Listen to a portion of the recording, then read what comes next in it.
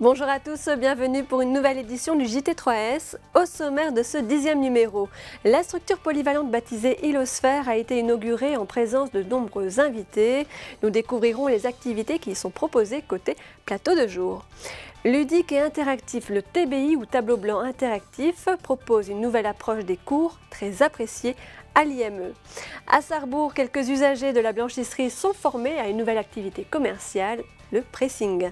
Les encadrants et usagers de la cuisine de l'ESAT de Sarreguemines disposent désormais de nouveaux vestiaires. Et puis nous terminerons ce JT avec un concours de peinture dont la finalité était l'impression de timbres postaux. L'Ilosphère concrétise des efforts consentis pendant de longues années pour répondre à la demande des parents.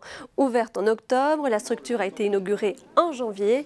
Parents, donateurs, administrateurs, personnel ou encore le directeur de l'Agence régionale de santé de Lorraine ont permis par leur action la création de cette Ilosphère. C'est donc tout naturellement qu'ils étaient invités à l'inauguration. L'internat de semaine affiche déjà complet et l'accueil de répit pour enfants autistes a démarré. Au plateau de jour, les salles sont ouvertes et mises à disposition de l'IME, du CESAD et des établissements pour adultes. Dans le reportage qui suit, nous sommes intéressés aux activités proposées au sein du plateau de jour de l'Ilosphère.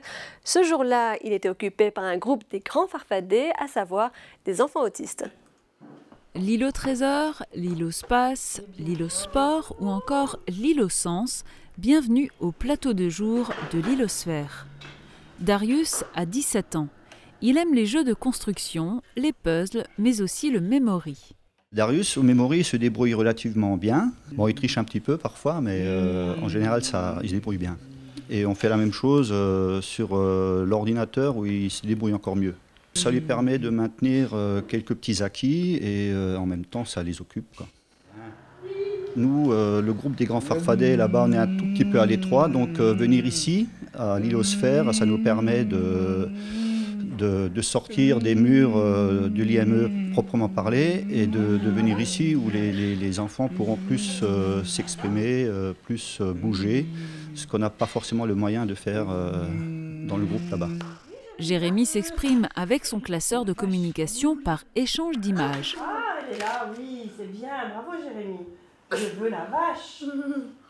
Il va passer à un stade supplémentaire, commenter et décrire ce qu'il voit. Je veux la poule, oui, bravo. Ce nouvel espace pour nous a été un vrai plus parce que déjà il permet des décloisonnements et des prises en charge en petits groupes. Et pour Jérémy, c'est vraiment la prise en charge qui correspond tout à fait. Et on le canalise comme ça, on lui propose des activités, on met en place un système de récompense. Là par exemple, il a travaillé et il m'a demandé après un épisode de Heidi. Donc il travaille pour avoir après le droit de regarder un petit dessin animé. Ambiance tamisée, petite musique de fond, nous sommes dans l'espace Schneuzelen où les sens sont mis en éveil. Ce sont des enfants qui ont du mal à supporter la proximité physique, le stress que peuvent générer les autres autour d'eux, génère chez eux également aussi du stress.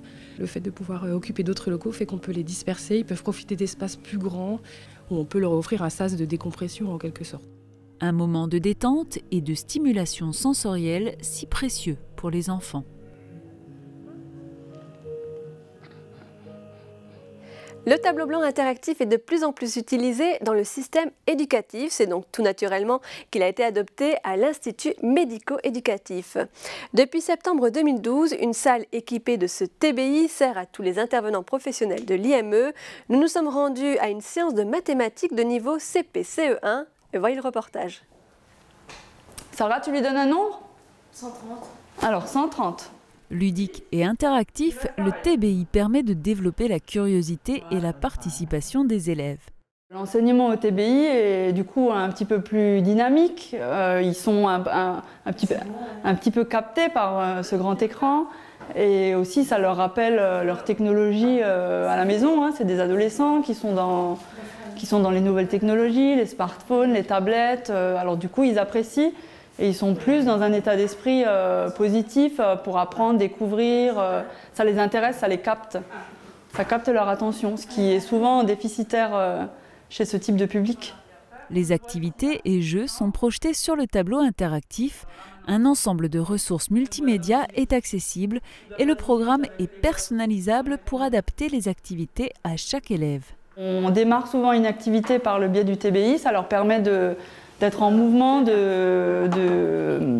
d'effectuer l'activité aussi corporellement. Ils ont l'impression de s'amuser en utilisant le TBI, de faire des petits jeux. Et du coup, ils sont dans une dynamique positive pour travailler ensuite sur le fichier papier. Ça leur rappelle des expériences vécues juste avant au TBI et ils sont plus enclins à travailler sur une table, sur un fichier, se concentrer sur un temps donné.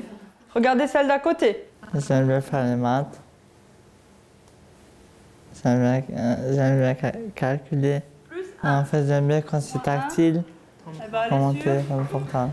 33. La nouvelle blanchisserie de Sarrebourg abrite une activité commerçante, un pressing écologique qui a démarré son activité en octobre dernier.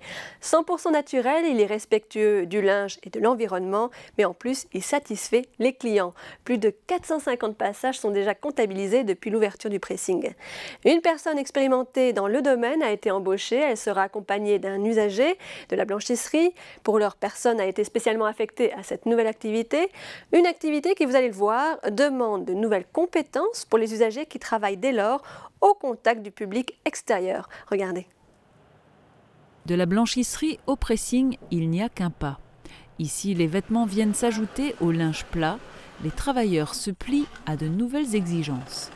Les travailleurs se mettent vraiment à la place du client. Ils apprennent à être méticuleux avec les chemises, avec les pantalons, qu'on ne voit plus les coutures, qu'on ne voit pas les poches. Et après, ils apprennent à plier les chemises correctement ou alors à mettre le vêtement correctement sur cintre. Et ils sont contents d'apprendre, ils sont fiers quand ils ont réussi quelque chose. C'est le cas de Véronique, qui travaille depuis de nombreuses années en blanchisserie. Elle est aujourd'hui épaulée par Claudine. Et ils sont très contents d'apprendre. Et ils sont très contents quand ils peuvent servir un client ou réceptionner des vêtements ou faire carrément le vêtement pour le client. Ils sont heureux, ils voient la finition, ils sont contents d'eux, ils sont fiers. Et ils aiment rendre service aux clients. Pressing et blanchisserie travaillent main dans la main. Pour les draps, les nappes ou encore les couettes, les 34 usagers de la blanchisserie sont mis à contribution. Souvenez-vous, la cuisine de l'ESAT de Sarreguemines a fait l'objet de travaux. Les lieux, les flux des personnes, les flux des matières et l'ergonomie des postes ont été repensés. Parallèlement, une extension de 130 mètres carrés avait été construite pour permettre notamment l'aménagement de nouveaux vestiaires pour encadrants et usagers. Vous voyez en image, depuis décembre, les 17 à 19 personnes qui travaillent en cuisine disposent donc de leur propre vestiaire et casier, ce qui permet de respecter les normes sanitaires en vigueur. Et puis remarquez que le couloir de l'extension présente une belle salle de pause. Et oui, tout a été pensé. Et pour terminer ce JT un peu d'art, le club philatélique et numismatique du Pays de Bitche a préparé son exposition de longue date à la salle socioculturelle de Petit-Réderchin. L'ESAT de Sarreguemines a participé à l'événement en présentant des tableaux sur le sujet de l'air réalisés par ses usagers. Voyez le reportage. Des éoliennes, des ballons de baudruche ou encore un pissenlit. Le dénominateur commun de ces tableaux, c'est l'air. Ces 12 tableaux figurent au concours de peinture organisé par le club philatélique et numismatique du Pays de Bitche. Parmi eux, 4 ont été sélectionnés en septembre dernier par un jury de 8 personnes. Le premier prix revient à Marie-Christine pour son tableau intitulé « Voyage dans les airs ».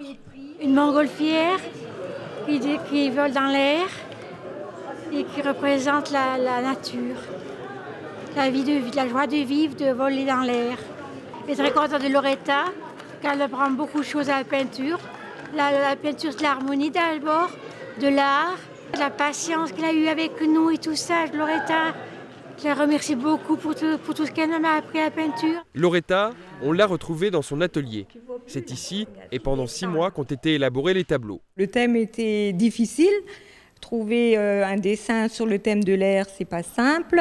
Et puis, en tant que personne différente des autres, participer à quelque chose que tout un chacun est en mesure de faire, c'est un challenge.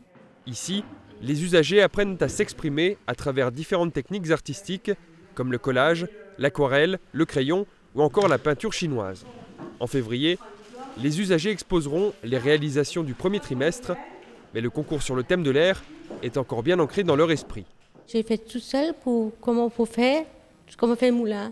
Avant, j'étais content pour troisième prix, parce que j'ai jamais gagné troisième prix. Voyage dans les airs, éoliennes, tornades et moulins, les 4 tableaux sélectionnés sont reproduits sur des timbres. Je suis un peu honoré d'avoir pouvoir avoir le timbre qui soit fait à plusieurs exemplaires, quoi. Des timbres qui vont circuler à travers le monde, nul doute. Certains finiront dans de belles collections de philatélistes. Voilà, c'est la fin de ce JT. J'espère qu'il vous a plu. Je vous donne rendez-vous très prochainement pour une nouvelle édition. À bientôt.